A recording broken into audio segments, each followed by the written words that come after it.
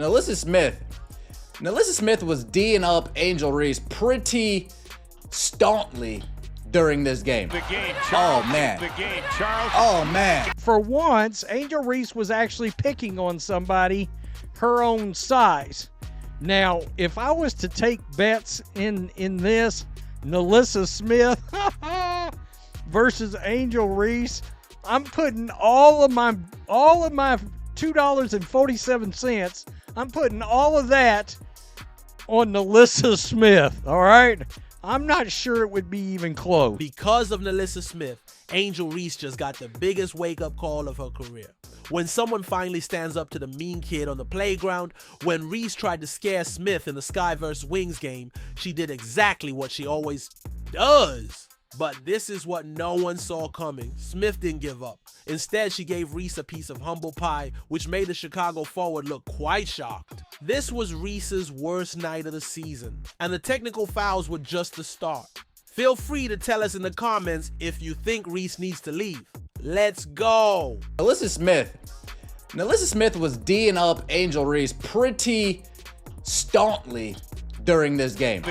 Oh man. Oh man. Oh man. Oh no. Give me that. Jesus, dude. When NaLyssa Smith is doing that to you, you know you just aren't ready for it, man. When NaLyssa Smith is D'ing you up, blocking her shot, folks, Angel, you cooked her up last year. What happened? Think about this. Angel walked onto the floor against Dallas with her usual smirk on her face. She probably thought she had found another player to scare. Over the course of the season, the Chicago Sky forward had gotten better at her process. Get rough, say bad things, and watch your opponents run away. But something felt different when she looked at NaLyssa Smith that night. There was none of the usual fear. When Smith looked back at her, he was calm and sure, which should have been Reese's first sign. The two of them getting into it. And by the way, this started off by NaLyssa Smith going for a rebound and Angel just shoving her. Just shoving her and then complaining to the refs. And by the way, I don't blame Angel Reese for, shoving people and expecting to get away with it. The referees have shown that you are allowed to shove people and get away with it. Like, that is a given. Yeah. When Ree made a hard foul on Smith, the whole thing began. A clear push. As a player, most people would have taken the hit given.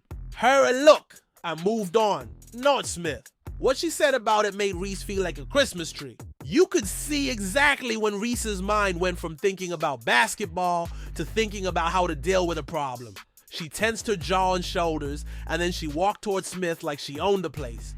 Down around the rim, NaLyssa Smith and Angel Reese both got technical fouls, and things got a little chippy between the two. Chicago's done a nice job defensively. Nice pass. Right there. How did Dejounte hit that to Smith? That was in our line of sight. There wasn't any daylight. Yeah, the speed and accuracy of that pass. Now we got some chippiness.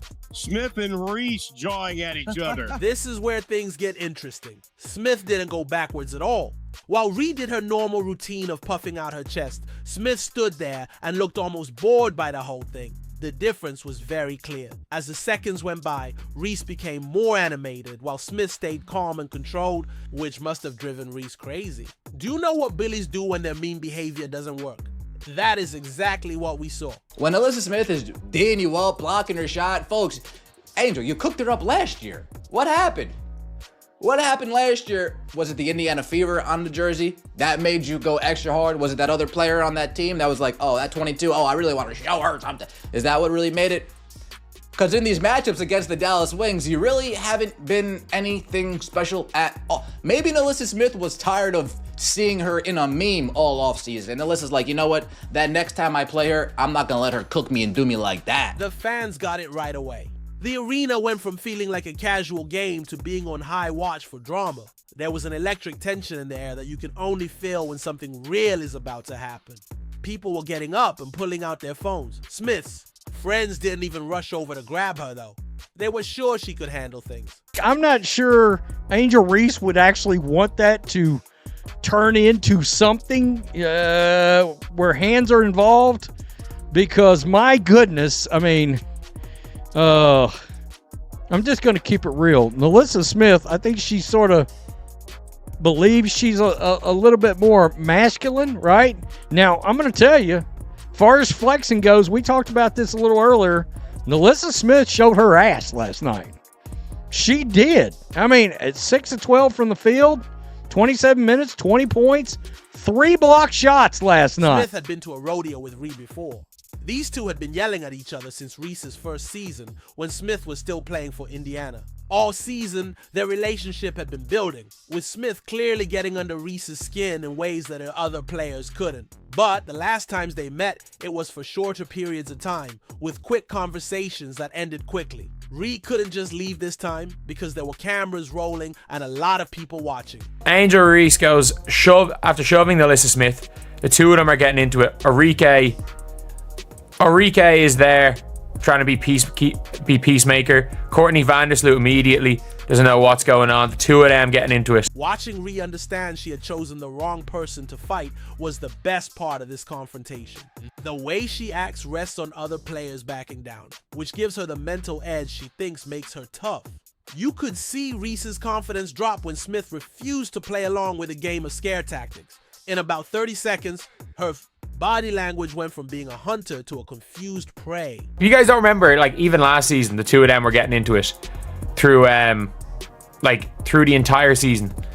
The two of them were getting into it, and you saw literally when the referees tried to break it up, you saw them just go like, don't.